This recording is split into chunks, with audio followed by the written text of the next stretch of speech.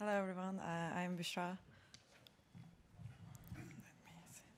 So today I'll talk about a patient with type 1 and type 1A endoleak and our treatment approach. So in brief, this is an 88-year-old male patient with extensive medical and surgical history who presents for a treatment of enlarging AAA sac. And he previously underwent endovascular AAA repair with endurant stent graft and bilateral communal artery aneurysm repair in 2017. And as you can see here, he has an extensive vascular history. In 2011, he had a bilateral iliofemoral and profound endarterectomy and patch angioplasty. And 2017, as I mentioned, is AAA repair. And 2021, complex right femoral pseudoaneurysm repair with right common femoral artery to profunda bypass jump graft to SFA. And he, as I mentioned before, he presented with an enlarging AAA sac. His medications are listed here, and no non-allergy, and patient was a prior smoker. These are the CT from 2018 and 19, and the AAA sac was grossly stable in size, measuring around 5.5 centimeter. This is the history for the AAA. Before the endovascular repair, it was 5.5 centimeter, and after the endovascular repair, it shrunk down to around 5 centimeter. And but over the years on surveillance imaging, it was minimally increasing in size, and as you can see here over the years, and with persistent endoleak type 1A. Until 2022, when it was measured 6.7 centimeter with enlarged endoleak. So this is the CTA from March 2022, and so the pertinent findings here: stable 2.9 centimeter thoracoabdominal aortic aneurysm and enlarged 6.7 centimeter AAA sac with endoleak and occluded left external iliac artery. And additional here, the external iliac artery occlusion was there since 2018, and it was just managed by with conservatively because patient was not symptomatic, and there was a collateral flow. In April 2022, we did a diagnostic angiogram here. You can see there is a clear evidence of type 1A endoleak from the left side.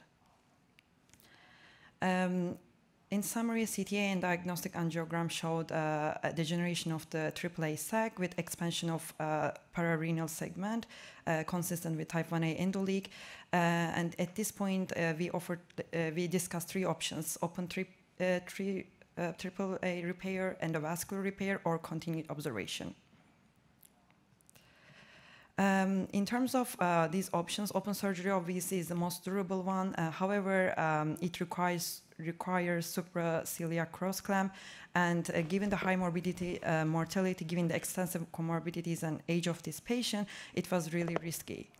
And endovascular repair requires a proximal extension, possible usage of physician-modified fenestrated endograft, and also, in this case, additional increased complexity due to re-access to thrice-operated iliac femoral arteries.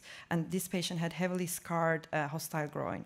And also there is a possible spinal cord ischemia from proximal extension. The third option was, as I mentioned, continued observation and of the 6.7 centimeter aneurysm. So patient opted to observe a little bit more longer, and then he came back 8 months later, and we performed another CTA. This time we measured the enlarged AAA sac, now measuring 7.4 centimeter, and the other findings were unchanged. So the options are revisited, and we discuss again open surgery, complex endovascular repair, and the third option as a last resort is catheter-based endoleak repair. And the growth was 1.7 centimeter in 13 months. The procedure day, patients' vitals were stable, labs are normal. So our plan is here attempt to seal the type 1A endoleak with radial access, and anesthesiology team were available. However, we performed this procedure under MAC, and rivaroxaban not stopped for procedure, and we placed 5 French sheet to left radial artery. Here are initial aortogram. You can see the type 1A endoleak.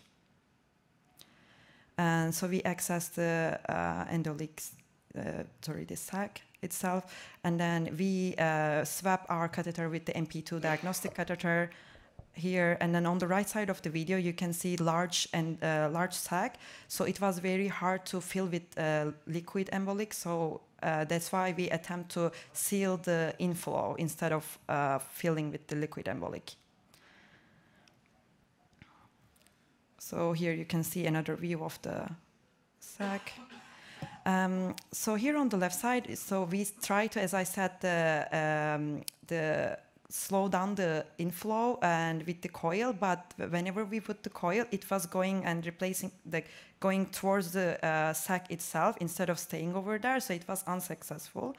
So that's why we decided to put MVP to kind of narrow the inflow, and then just that kind of compartment, like create a compartments, basically 2 compartments, and it kind of facilitate easier coiling. So here you can see moon shape coil pack.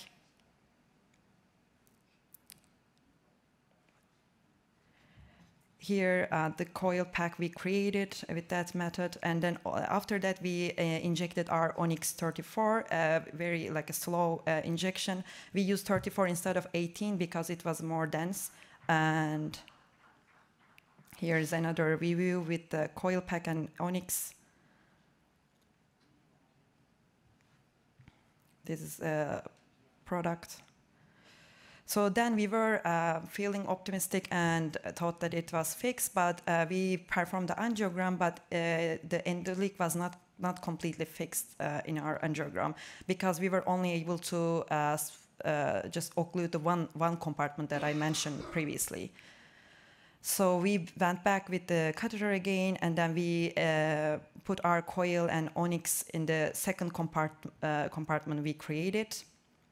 Here is the final product, and our final angiogram showed that there was a total complete exclusion of the endoleak. It was successful.